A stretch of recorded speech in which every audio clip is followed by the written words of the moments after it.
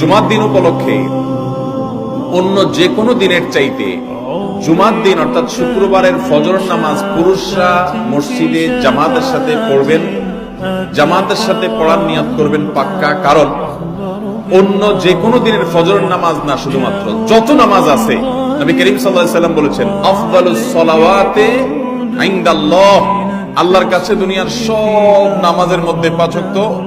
সাধারণ নামাজগুলোর মধ্যে সবচেয়ে উত্তম নামাজ হলো